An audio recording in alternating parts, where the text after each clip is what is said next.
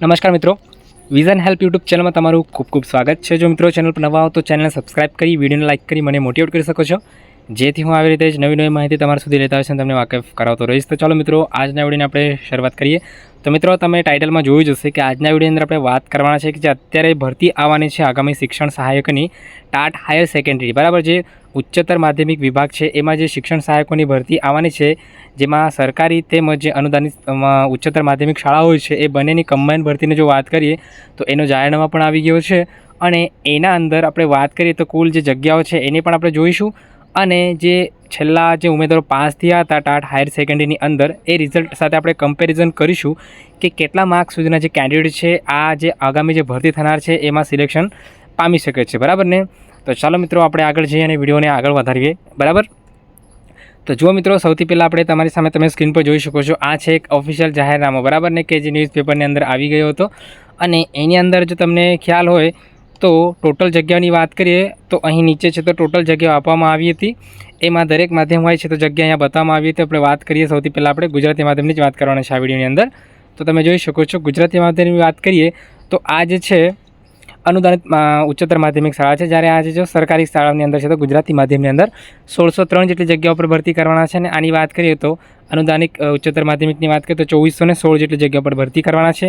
આ બંનેને આપણે ટોટલ કેલ્ક્યુલેટ કરીએ તો ટોટલ 4019, બરાબર, 4019 જેટલી જે જગ્યા જે છે 11-12ની અંદર છે તો ભરતી કરવાના છે શિક્ષકોની, બરાબર।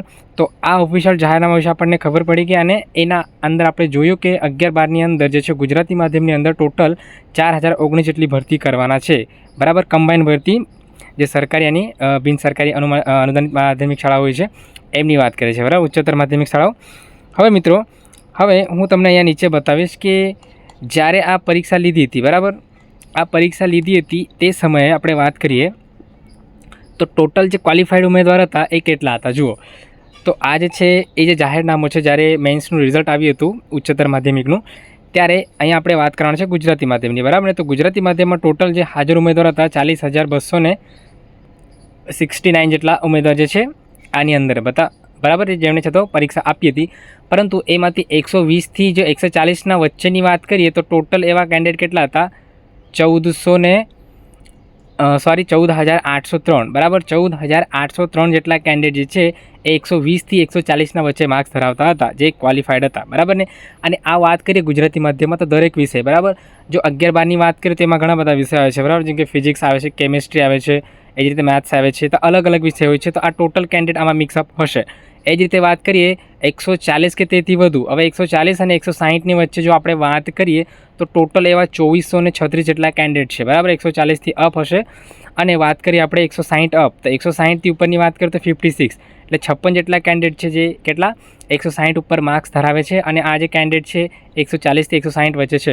હવે જો તમને ખ્યાલ હોય તો મેં તમને આંકડો બતાવ્યો, ટોટલ જે છે 4019 જેટલી ભરતી કરવાના છે, બરાબર। હવે 4019 જેટલી ભરતી કરવાના છે। હવે માનો કે આ જે બે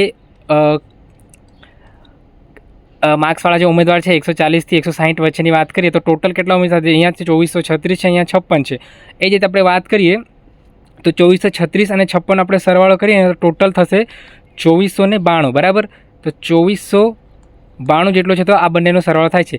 તો જુઓ, આમાં 4019 જેટલી જગ્યાઓ છે અને એમાં 2492 જે ઉમેદવાર એવા છે કે જે 140થી 160 વચ્ચે જે માર્ક્સ આવતા હોય છે અથવા એનાથી વધુ માર્ક્સ ધરાવે છે એ તો આમાં જ નીકળી જાય છે, બરાબર ને।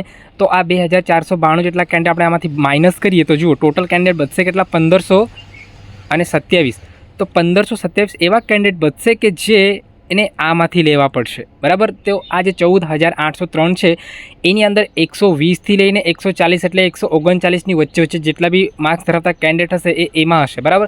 તો હવે 1527 જેટલા કેન્ડિડેટ જે છે એ આમાંથી સિલેક્શન થશે આ 14,803માંથી। તો હવે જુઓ મિત્રો, તો ટાટ એચએસની વાત કરીને તો એમાં ઘણા બધા ઉમેદવાર એવા રહેશે કે જેમનું જે માર્ક્સ છે એ ખૂબ જ ઓછા હશે। હવે માનો કે હું તમને એક એક્ઝામ્પલ તરીકે અહીંયા સમજાવવાનો પ્રયત્ન કરીશ।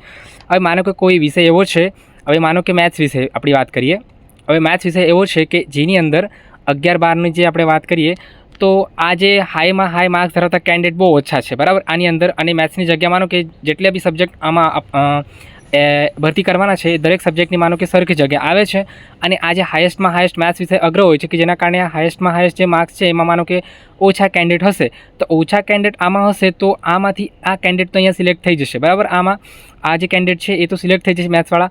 અને પછી આની અંદર જે 120થી ઉપર માનો કે કોઈકનો ઉમેદવાર એવા છે કે 125 બી માર્ક્સ ધરાવે છે અને મેથ્સવાળા જે ઓછા ઉમેદવાર હોય તો ઓબ્વિયસલી એ ઉમેદવાર છે તો આ 120 વાળો પણ અહીંયા સિલેક્શન થઈ શકે છે. પરંતુ આપણે પૂરેપૂરું નહીં કહી શકીએ કે આ 120 વાળો કેન્ડિડેટ પણ સિલેક્ટ થઈ જશે, બરાબર ને. કારણ કે આપણી પાસે હજુ કુલ આંકડો એ નથી કે દરેક વિષયવાર છે તો કેટલા કેન્ડિડેટ છે તો પાસ થયા છે. જો એકવાર આંકડો આવી ગયો કે આ જે સબ્જેક્ટ છે તો આ સબ્જેક્ટની અંદર કેટલા ઉમેદવારો ક્વોલિફાઈડ છે અને કેટલા માર્ક્સ ધરાવે છે તો આપણે એકદમ સચોટ રીતે કહી શકીએ કે 120 વાળો કેન્ડિડેટ પણ સિલેક્ટ થઈ શકે છે, બરાબર. અને બીજી એક મહત્ત્વની વાત કે જગ્યા, કે વિષયવાર જગ્યા પણ નથી આવી, બરાબર ને. તો અહીંયા હું આ વિડીયોની અંદર તમને માત્ર એટલું સમજાવવાનો પ્રયત્ન કર્યો છે કે આ 4019 જે જગ્યાઓ છે આ ગુજરાતી માધ્યમની અંદર ટાટ એચએસમાં, તો આમાં માનો કે આ કોઈક જે આટલા બધા ઉમેદવાર છે એમાંથી કોઈક વિષયવાર માનો કે કોઈક હાર્ડ વિષય હશે એની અંદર જો ઓછા ઉમેદવારો ક્વોલિફાઈડ થયા હશે અને એમનું માર્ક્સ જો ઓછા હશે 120 પણ માર્ક્સ હશે તો એ ઉમેદવાર પણ આ ભરતીની અંદર સિલેક્ટ થઈ શકે છે. કારણ કે 4019 મોટી ભરતી છે અને એની અંદર દરેક વિષયવાર વાત કરીએ તો ઘણી બધી જગ્યાઓ આવી શકે છે, બરાબર ને. તો આ રીતે ઓછા ઉમેદવારો પણ સિલેક્શન થવાના ખૂબ ઘણા ચાન્સીસ છે, એ આ વિડીયોની અંદર મેં તમને સમજવાનો પ્રયત્ન કર્યો છે.